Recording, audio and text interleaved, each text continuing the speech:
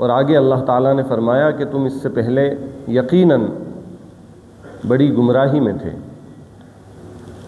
جب اللہ نے یہ نعمتیں دیں تو یقیناً ان نعمتوں سے ہم کو فائدہ اٹھانا چاہیے۔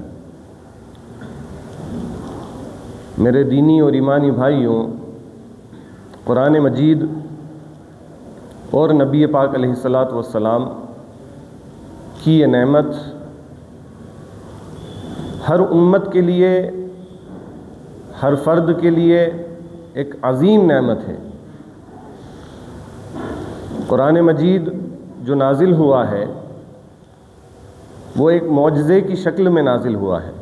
اللہ کے نبی صلی اللہ علیہ وسلم پر جو قرآن مجید نازل ہوا ہے، پہلی بات تو یہ سمجھ لیجئے کہ قرآن مجید زندہ ہے، تابندہ ہے، نیا ہے، عالمگیر ہے۔ قرآن مجید کی طاقت، اس کے اندر زندگی ہے۔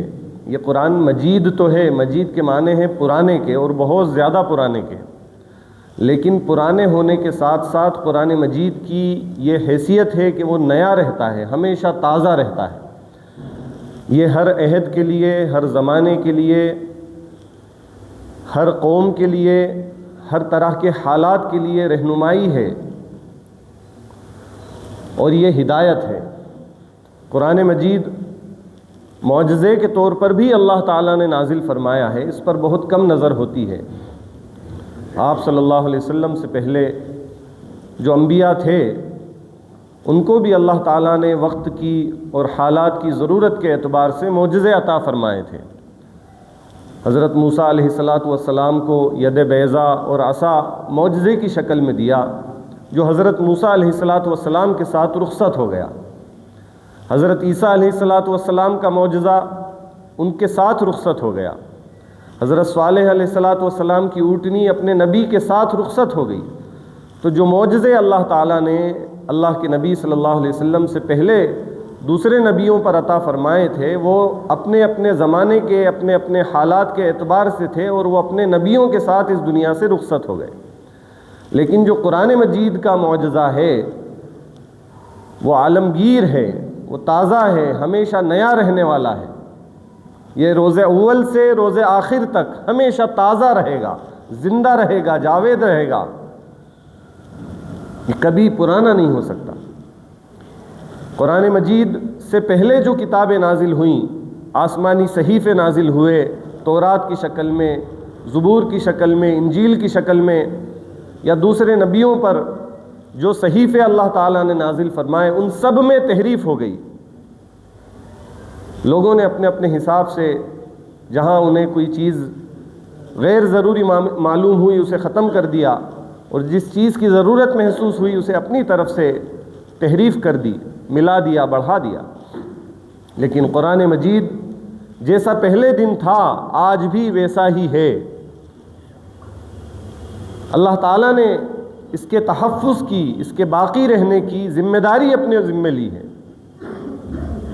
اِنَّا نَحْنُ نَزَّلْنَا الذِّكْرَ وَإِنَّا لَهُ لَحَافِظُونَ، کہ ہم نے ہی اس کو نازل فرمایا ہے، اس نصیحت کے ہم ہی محافظ ہیں، ہم اس کی حفاظت کرنے والے ہیں۔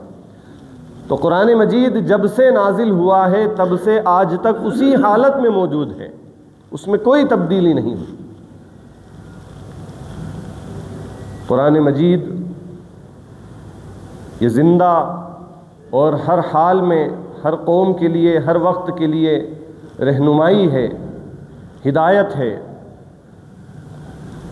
قرآن مجید ایک ایسی دولت ہے، ایسا خزانہ ہے کہ جس کے مطالعے سے چند موتی اگر ہم کو حاصل ہو جائیں تو وہ پورے آدم علیہ السلام کے کنبے کے لیے، پوری انسانیت کے لیے کافی ہے۔